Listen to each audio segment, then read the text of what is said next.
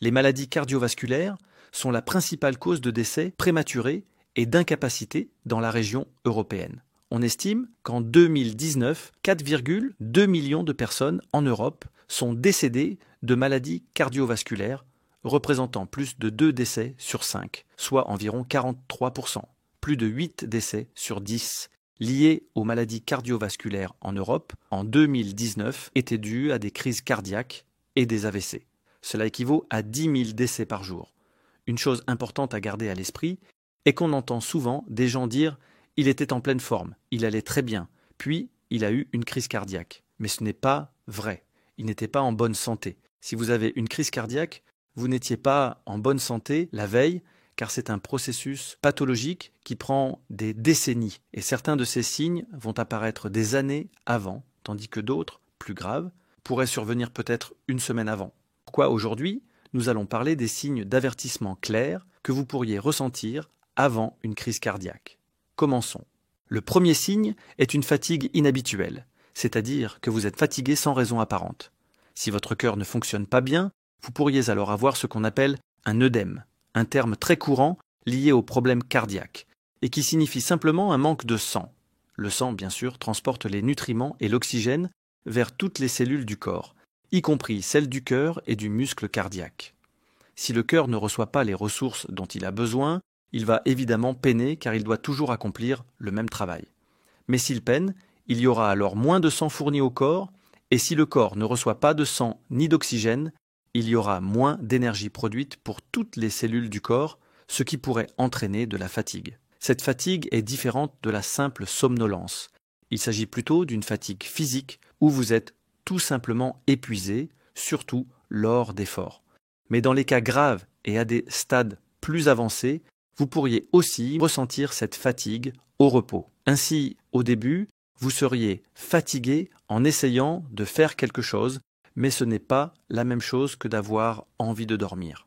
De plus, cette fatigue est générale et persistante. Elle ne se limite pas à une seule partie du corps de temps à autre. Elle est présente presque tout le temps et affecte tout le corps. Un autre symptôme qui peut survenir est l'angine de poitrine légère, qui se manifeste par des douleurs, une pression ou une gêne dans la poitrine. Si vous avez un œdème, si le cœur ne reçoit pas assez d'oxygène et de ressources et qu'il peine à fonctionner, vous pouvez également ressentir cette gêne et cette pression. Et bien sûr, ces deux problèmes peuvent évoluer vers une crise cardiaque. Ces premiers symptômes sont ceux qui apparaîtraient probablement bien avant une crise cardiaque. Le troisième signe est l'essoufflement. Encore une fois, nous avons un manque de sang dans le corps, et si le corps ne reçoit pas d'oxygène, il va chercher à en obtenir davantage, donc vous allez naturellement essayer de respirer plus rapidement, mais vous aurez l'impression de ne pas pouvoir reprendre votre souffle. Il y a une autre chose qui se produit, si le cœur peine, s'il ne pompe pas et ne fait pas circuler le sang correctement, cela va créer une accumulation de pression, et cette accumulation va entraîner une augmentation de la pression dans les poumons, dans les veines pulmonaires, les vaisseaux sanguins qui transportent le sang du cœur vers les poumons. Si cette pression s'accumule, la pression dans ces veines va augmenter et du liquide va s'infiltrer, s'écoulant dans les poumons et les tissus environnants. Les poumons, bien sûr, ont pour fonction d'absorber l'oxygène et de libérer le dioxyde de carbone. Et nous avons besoin que ces petits compartiments, les alvéoles des poumons, soient humides, mais pas trop. Si on étalait toute la surface de ces petites alvéoles, cela représenterait environ la taille d'un court de tennis, donc c'est une surface énorme. Mais en cas de fuite, il y aura moins d'échanges gazeux, la surface disponible sera réduite et notre capacité à absorber l'oxygène et à évacuer le dioxyde de carbone sera diminuée. Encore une fois, avec ces signes légers, ils peuvent n'apparaître qu'au début, lors d'efforts physiques, lorsque vous montez des escaliers ou faites de l'exercice. Le quatrième signe est que vous pourriez transpirer même au repos. Vous ne faites aucun effort. Vous ne faites pas d'exercice. Et pourtant, vous transpirez. La raison en est que lorsque le cœur subit un stress, parce qu'il ne reçoit pas les ressources nécessaires, cela déclenche une réponse de stress, car lorsque le cœur est stressé, cela représente un stress important pour le corps. Nous activons alors le système nerveux sympathique, et une partie de cette activation se traduit par une augmentation de la transpiration. tout comme lors d'une réaction de combat ou de fuite. Ainsi, si un ours vous pourchasse ou si vous courez, il est normal que cette activation sympathique se produise. Mais cela peut également arriver si le cœur est stressé.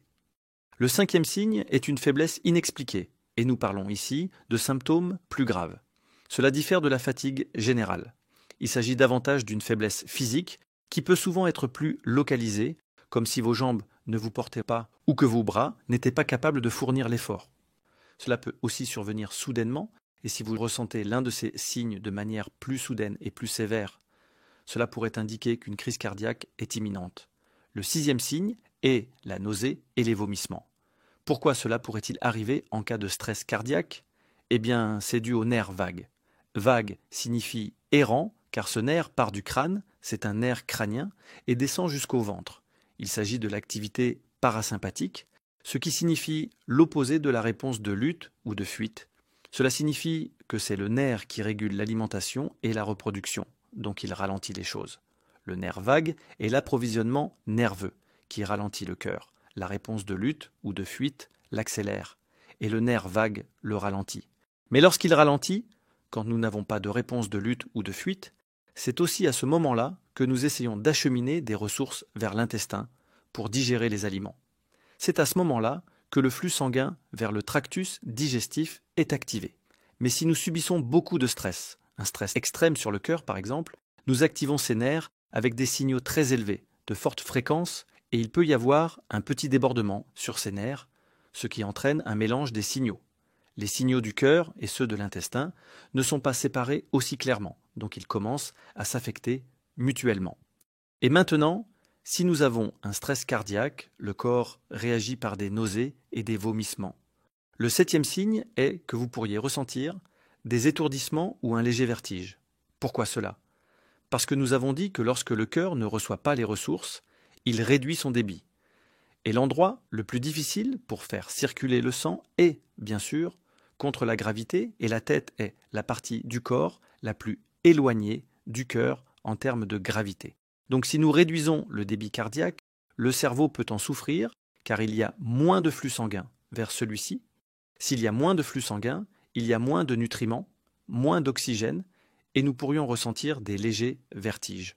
Bon, certains de ces signes sont des signes précoces, d'autres sont des signes modérés ou moyens, et nous voulons vraiment agir le plus tôt possible, car une fois que nous entrons dans les signes graves dont nous allons parler, il peut souvent être trop tard.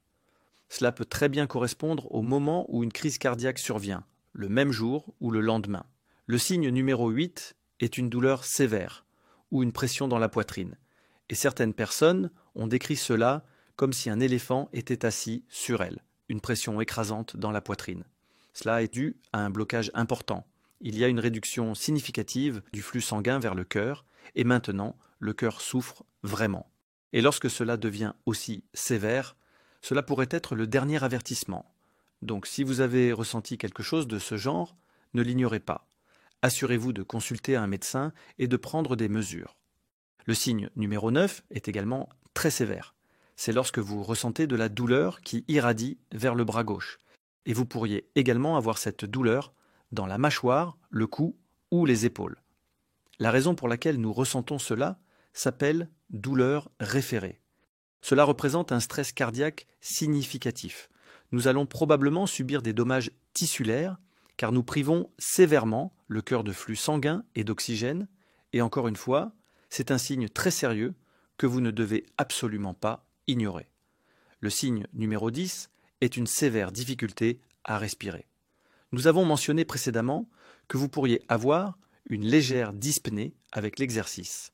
Eh bien, lorsqu'elle devient sévère, vous allez probablement la ressentir tout le temps, même au repos. Et maintenant, nous avons deux grands problèmes qui se cumulent.